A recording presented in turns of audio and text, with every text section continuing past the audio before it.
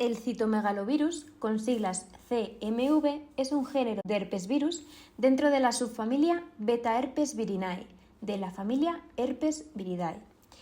Se llama citomegalovirus porque lo que hace es dañar la estructura celular, es decir, el citoesqueleto, y como que lo da de sí, haciendo que la célula aumente de tamaño, de ahí la parte del nombre megalo. Más cosas que debamos de saber acerca de lo que es el citomegalovirus. Bueno, es un virus que una vez penetra en el organismo se queda de por vida, aunque muy rara vez se activa y crea síntomas en personas sanas.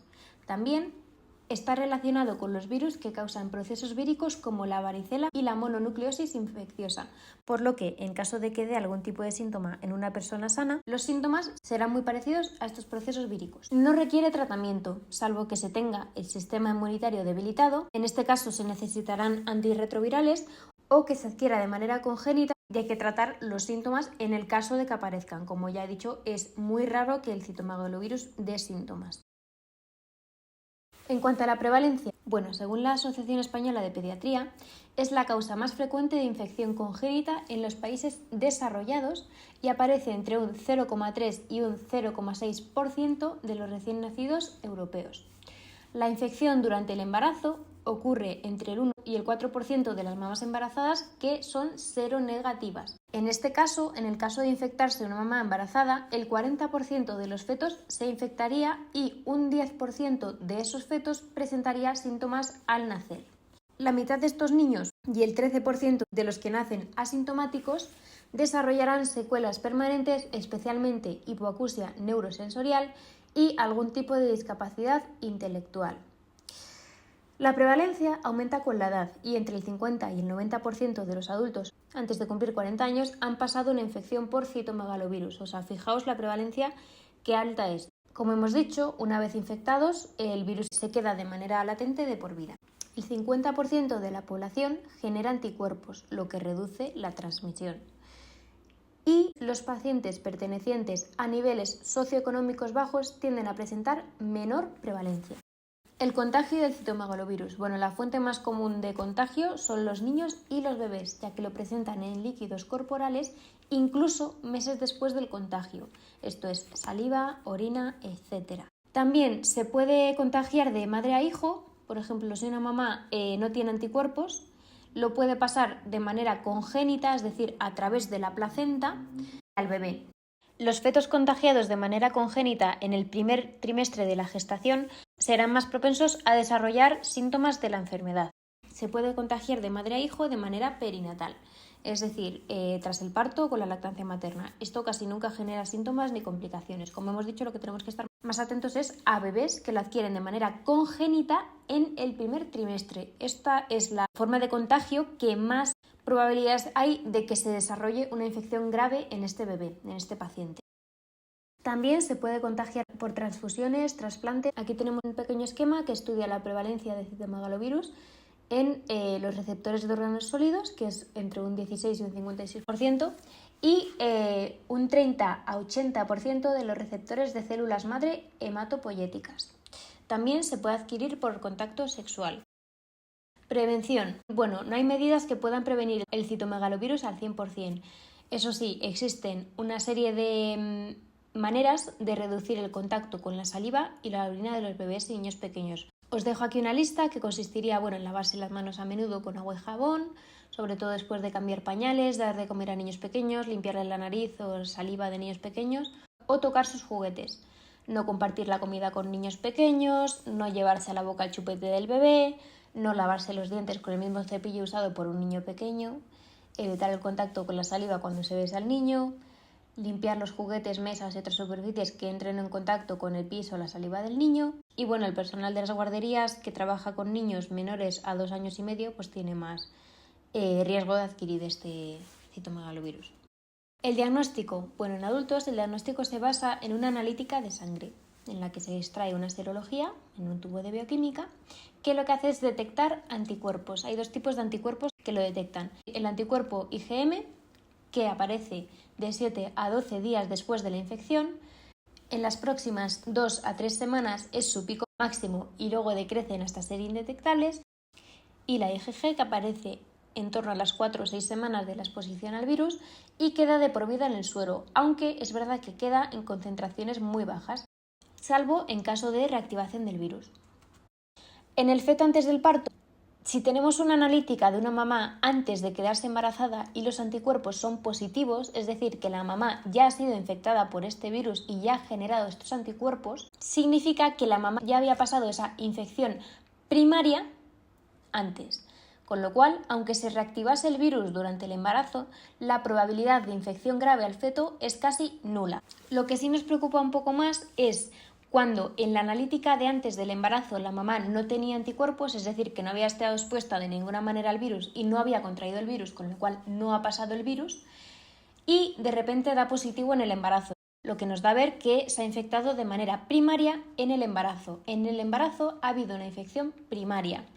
Entonces existe mayor riesgo de infección grave al feto, sobre todo, como hemos visto antes, si se ha infectado en el primer trimestre. Casi la totalidad de los pacientes con síntomas de citomegalovirus graves ha sido porque se han infectado de manera congénita en el primer trimestre. Es decir, que la mamá ha cogido de manera primaria, se ha infectado de manera primaria en este primer trimestre de embarazo.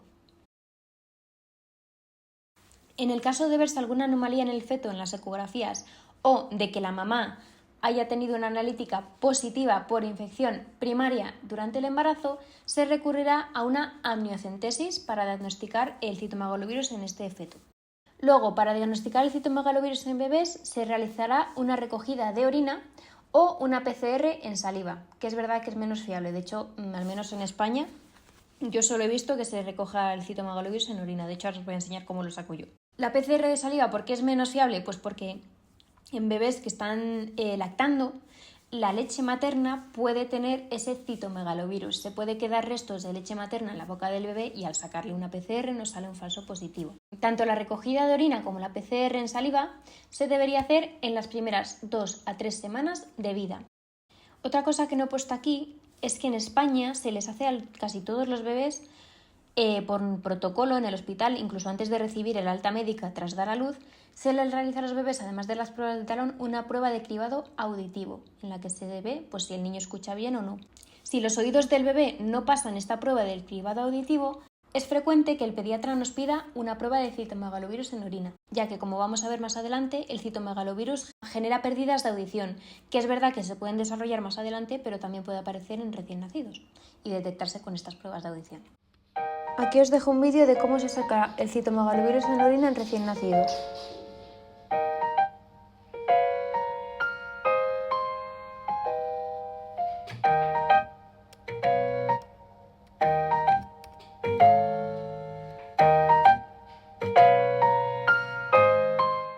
Los síntomas del citomegalovirus en personas sanas son poco frecuentes, como hemos visto antes. El virus se puede quedar de forma latente en el organismo durante toda la vida. Es muy raro que dé síntomas, pero vamos, de dar algún síntoma en personas sanas serán síntomas de una enfermedad leve, muy parecidos a un cuadro gripal. Esto es fiebre, dolor de garganta, fatiga e inflamación de los ganglios. Ahora bien, en personas con el sistema inmunitario debilitado puede dar síntomas algo más graves, como puede ser inflamación de retina, inflamación de hígado, neumonía, inflamación del esófago e inflamación intestinal. Y en bebés que lo adquieren de forma congénita, sobre todo en el primer trimestre del embarazo, como hemos visto antes, puede dar síntomas a diferentes niveles. A nivel cerebral puede dar convulsiones, discapacidad intelectual, falta de coordinación, etc. A nivel hepático se produce una ictericia debido al agrandamiento y fallo del hígado. A nivel de bazo se produce una esplenomegalia, es decir, el bazo se inflama y aumenta de tamaño.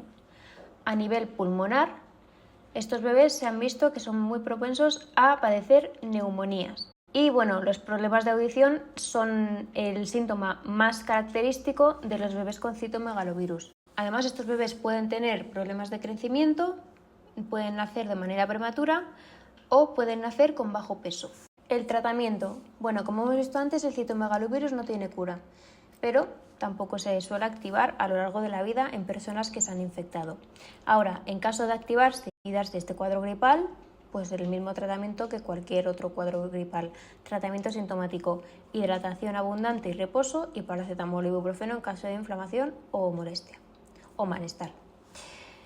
En inmunodeprimidos sintomáticos o en mamás embarazadas seropositivas se recurrirá al uso de antirretrovirales. Y en recién nacidos que lo adquieren de manera congénita, es decir, estos recién nacidos que han adquirido el citomegalovirus en el primer trimestre de embarazo y que la mamá, pese a tomar antirretrovirales, le ha transmitido este citomegalovirus, se requerirá un control y un tratamiento sintomático. Aquí os dejo un ejemplo de protocolo de citomegalovirus en el caso de embarazadas que lo han adquirido antes de las 14 semanas de gestación, es decir, en el primer trimestre, que es donde es más peligroso adquirir este virus. Bueno, la mamá se queda embarazada, se le saca una analítica y se comprueba que tiene citomegalovirus. Antes de estas 14 semanas de gestación ha dado positivo en citomegalovirus. La mamá deberá iniciar el tratamiento antirretroviral a partir de entonces. A partir de la semana 17 se realizará una amniocentesis para comprobar que el bebé esté o no infectado de este citomegalovirus. Si la amniocentesis es positiva, lo cual tiene un riesgo del 11% si la mamá ha estado tomando estos antirretrovirales desde que se le diagnosticó hasta que se hizo la prueba, se pasará a seguir un control ecográfico frecuente para ver posibles secuelas en este bebé y continuar el tratamiento antirretroviral hasta el parto. Esto reduce la aparición de síntomas en el neonato del 43 al 82% de los casos. De todas maneras, como es verdad que en la ecografía no se puede apreciar bien si el bebé tiene o no este citomegalovirus desarrollado, se sacará una prueba de citomegalovirus en orina una vez haya nacido, para ya quedarnos tranquilos y asegurarnos de que este es negativo.